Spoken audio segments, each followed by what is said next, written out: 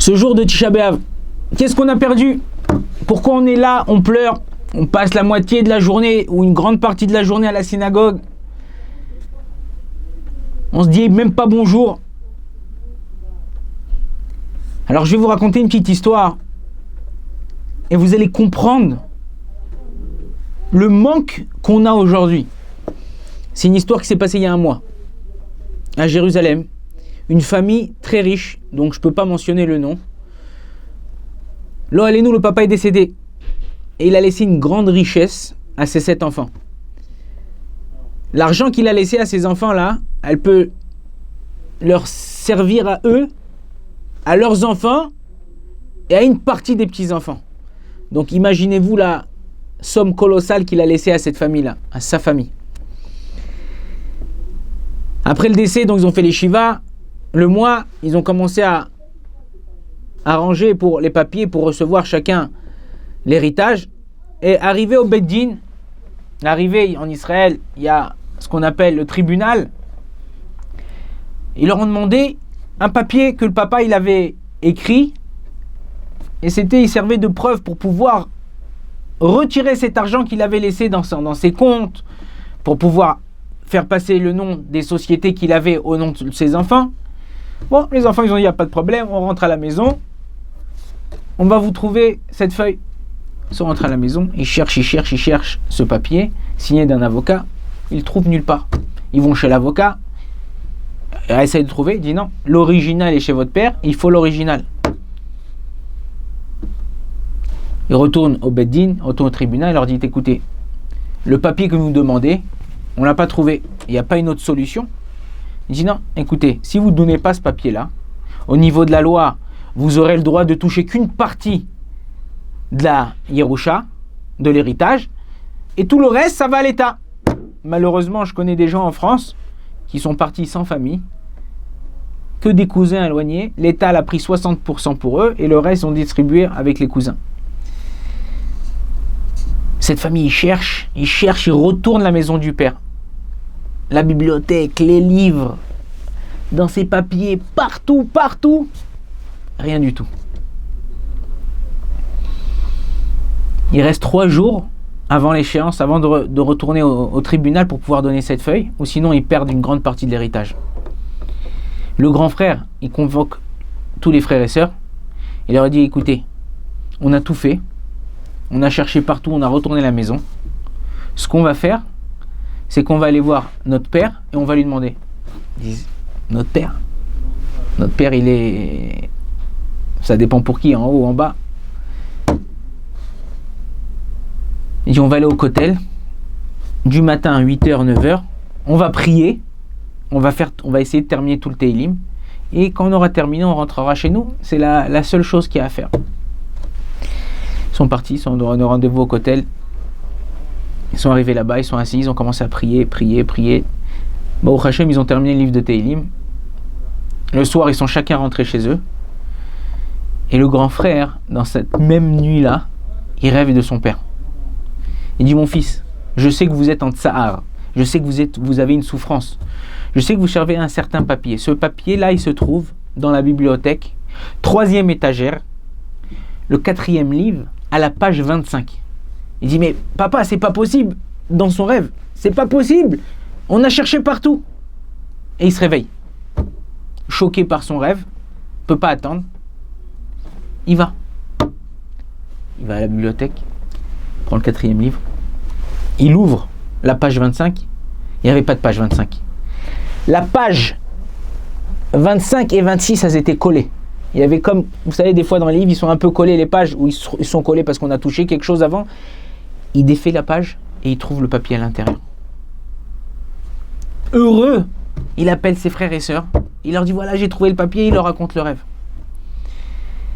Et Baruch Hashem, ils ont réussi à sortir leurs biens du tribunal par le mérite de cette feuille-là.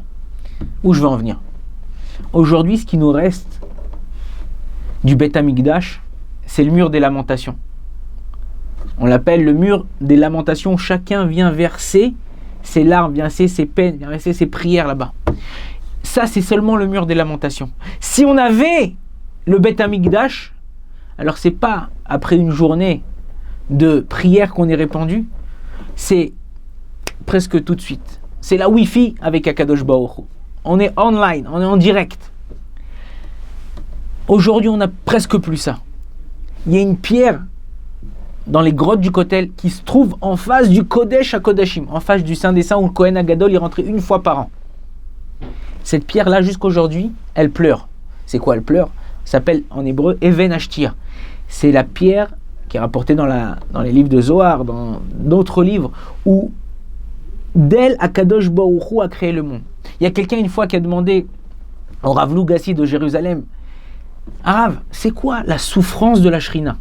On dit souvent, quand on fait Tikkun Chatzot, vous savez qu'aujourd'hui même, depuis le 17 Tammuz qu'aujourd'hui, c'est la seule période où on fait Tikkun Chatzot, c'est une partie du Teilim, Tikkun Rachel, Tikkun Léa, au milieu de la journée. Normalement, on fait ça se fait le soir, mais au milieu de la journée. Et on pleure et on demande à Kadosh Baruch Hu qui nous reconstruit ce Beth Amikdash. Attends 2 secondes, je comprends pas, mais en quoi j'ai besoin de moi de ce Beth Amikdash? Dans la tefila que vous lisez tous les jours, il y a écrit Ki beti bet tefila veikare lechol amim. Ma maison, la maison d'Akadosh Baruch Hu, c'est la maison des prières de tous les peuples. C'est pas seulement du peuple juif. Regardez, Trump il est venu, parti au Kotel. N'importe quel grand des nations, n'importe quelle personne, ils viennent, une des Tachana, une des stations qui passe, le Kotel. Pourquoi? Qu'est-ce qu'il y a? C'est un mur avec des pierres. Ils m'ont construit le même mur à côté de la maison. Les Avdil et les Favdalot. Il y a une certaine Gdusha. La Gemara nous dit que depuis que le Beth Amikdash a été détruit, le conduit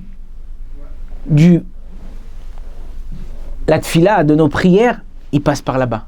Tsinor, c'est un conduit. C'est en général pour faire passer quelque chose.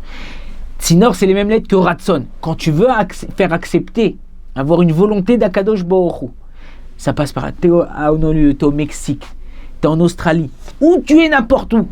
Toutes nos filotes, elles viennent, elles se rassemblent là-bas et elles montent directement dans ce conduit vers Akadosh Baruch Hu. Personne ne peut les arrêter si ce n'est qu'un ange. Et l'ange, en général, quand on prie d'une certaine façon, il ne peut même pas arrêter notre filote. Une fois, il y avait Yirmiyahu Hanavi, Jérémie le prophète. Il était en train de pleurer.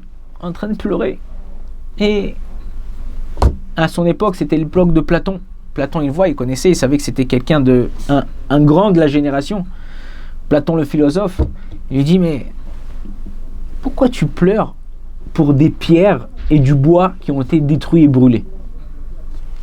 Alors Jérémie, le prophète, il regarde et il lui dit, écoute, je te donne un défi. Est-ce que tu as une question au niveau philosophique que tu n'as pas réussi à résoudre? Ou plusieurs questions? Il lui dit, bien sûr. Il lui dit, pose-moi tes questions. Et au fur et à mesure, Platon, il lui posait ses questions. Et au fur et à mesure, Jérémie, le prophète, il lui répondait, tac, tac, tac, tac, tac, tac, tac. Et Platon est resté bouche bée des réponses. Et quand il a terminé, Jérémie, de lui répondre à ces questions, il lui a dit, toutes ces réponses-là, je les ai appris de ces pierres et ces bois qui ont été brûlés. Le Beth Amikdash, c'est pas seulement le Beth Amikdash. Chacun qui rentrait à l'intérieur avec une certaine pensée, il ressortait avec une autre pensée. Regardez, si vous posez la question à quelqu'un et vous lui dites, il faut que tu fasses tchouva, ou comment tu comptes faire tchouva, ou il vous pose à vous la question, comment tu vas faire tchouva, qu'est-ce que tu vas dire? Je vais aller au mikvé, je vais prendre un livre de Moussard, je vais faire expiation de mes fautes. À l'époque du Beth Amikdash, t'appelais tous tes potes, tu lui disais, allez, on va faire un barbecue.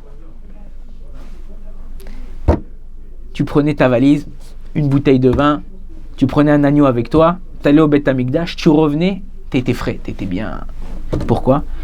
Parce que le fait d'être dans une ambiance de Gdusha, une ambiance de Ahavat Hashem, amour de Dieu, respect de Dieu, tu ressortais plein de force, t'avais même pas besoin de tous ces livres de Moussard. Aujourd'hui, on n'a plus ça. Aujourd'hui, on n'a plus ça. C'est remplacé par quelque chose qui est plus difficile. Il faut faire un effort encore plus fort. Alors qu'à l'époque du Beth Amikdash, tu venais, tu disais à tes copains, on va faire un barbecue, on vient, hop, on fait un sacrifice, on vient. Une partie c'est pour le Kohen, une partie c'est pour nous. La Gemara dans Baba Batra, d'Avkaf Aleph, il y a un Tosfot là-bas, un des commentateurs, un des petits-fils de Rashi, qui commente la Gemara là-bas. Et il dit que quelqu'un qui venait faire Maaser Sheni, il venait offrir le korban de Maaser Sheni. C'est pas un korban, c'est des offrandes qu'on faisait à Kadosh Baruch Hu. C'est quoi le Maaser Sheni? J'avais une récolte. Une partie de la récolte, ça allait pour les Kohanim, les Lévi'im, et une partie de la récolte, je devais la prendre et moi-même, avec ma famille, aller la manger à Jérusalem. Maintenant, si j'avais beaucoup de récoltes, je ne pouvais pas la prendre avec moi. Je mettais l'équivalent en somme d'argent, je prenais cette somme d'argent et j'allais acheter à manger là-bas. Il dit quelqu'un qui allait à Jérusalem, avec cette somme d'argent, avec ce qu'il avait à manger pour aller manger à Jérusalem, il ressortait avec une tellement grande gdoucha que sa vie a changé. Sa vie, elle a changé. Sa vie a changé. On va terminer par un exemple, une parabole que les sages ils apportent pour nous faire comprendre où on est aujourd'hui. Il y avait un paysan où là-bas, il n'y avait pas ni voiture, ni train. Et un jour, il a entendu que dans la ville d'à côté, ils avaient construit une gare et qu'il y avait un train qui passait là-bas, qui allait de ville en ville à une allure incroyable. Il a mis de l'argent de côté, de l'argent de côté, de l'argent de côté. Il a dit, je vais acheter un billet pour faire un tour, je vais voir ce que c'est. J'ai envie de voir c'est quoi ce monde-là. Une fois qu'il a ramassé l'argent nécessaire, il est parti dans la ville à côté. Il est parti, il a acheté son billet de train. Maintenant, il arrive dans la gare, il regarde. Il ne savait pas où se tourner, c'est la première fois. Imaginez-vous un touriste israélien, en général, qui n'est jamais parti en France, qui arrive dans le métro. Nous, on a l'habitude, on est français, on sait qu'il y a un plan de métro, on sait que dans le métro à l'intérieur, il y a chaque station. Lui, il était perdu, il ne savait pas comment faire. Donc, il voit un groupe de jeunes. Il dit, bon, ce qu'ils vont faire, je vais faire comme eux. Tout d'un coup, le train, il arrive. Il regarde, il voit tous les jeunes partir à la fin du train et rentrer par la porte de derrière. Ils ont un peu grugé le train.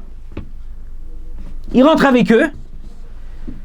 Au bout d'une heure, il y a le contrôleur qui rentre. Tous les jeunes, ils se mettent en dessous le siège.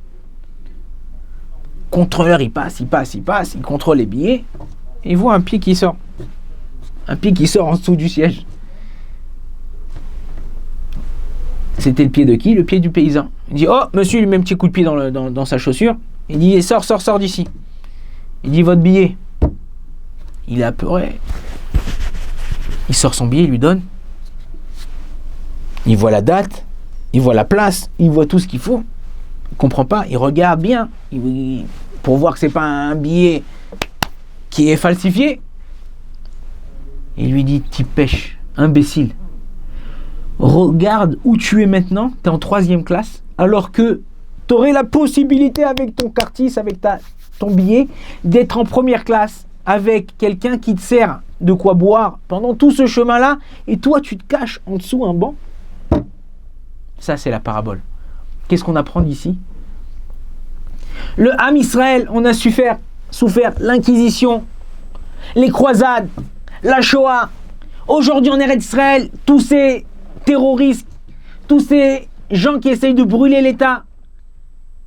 Et nous, qu'est-ce qu'on fait? On se cache, on essaye de faire des petits trucs zol, des petits trucs qui valent pas grand-chose. Tu as la possibilité, en une larme que tu verses, pour Akadosh Baruch Hu, de retourner le monde. Et toi, moi, en quoi on s'occupe? Des petites choses vaines. Chacun d'entre nous, il sait exactement ce qu'Akadosh Baruch Hu il attend de lui. Et si on ne sait pas, comment on le sait? Alors le Harizal, il nous le dévoile. Qu'est-ce qu'il nous dit? La chose dans Avodat Hashem, la chose dans ton service divin qui est dur pour toi à faire, c'est ça qu'il attend de toi, Akadosh Baruch Hu. Et si tu le fais, tu arrives à sortir de ça. Ne sois pas comme ce paysan, ne va pas te cacher dans des petits trucs qui volent rien du tout de ta vie, de ma vie, de notre vie. Soyons, comme on dit en hébreu, Rosh Gadol. Voyons les choses en grand, voyons les choses où je peux faire quelque chose, je peux être actif, je peux aider mon prochain. Alors c'est sûr que c'est pas facile d'aider son prochain. C'est une des raisons pour laquelle le Beth Amikdash il a été détruit, le 2e Beth Amikdash. Il a dit quoi? À cause de Sinat Chinam. Mais pendant l'époque du 2e Beth Amikdash, il y avait la Torah et il y avait Gmilut Rasadim. Alors c'est pas possible. Gmilut Rasadim, c'est faire du bien autour de soi. mais avec qui on fait du bien en général? Avec les gens qui sont plus mesquins que nous. Mais est-ce que tu fais du bien avec les gens qui sont égaux à toi? Comme avec ta femme? Comme avec tes enfants? Comme avec ton concurrent? Quelqu'un qui est là, à qui tu peux donner et peut sortir grand de cette épreuve-là? Est-ce que tu le fais? Est-ce que je le fais? C'est ça la question qu'il faut se poser. Et si on arrive à chaque fois, avant de faire un acte, avant de faire quelque chose, même vis-à-vis d'Hachem, réfléchir, se poser la question, j'ai perdu quelque chose de grand. Moi, ce que je vais reconstruire maintenant, c'est quelque chose de grand. Vous savez, une des choses, un des monuments qu'on arrive à voir de la Lune, c'est la muraille de Chine. Vous savez pourquoi? Parce que c'est une muraille qui fait 5000 km.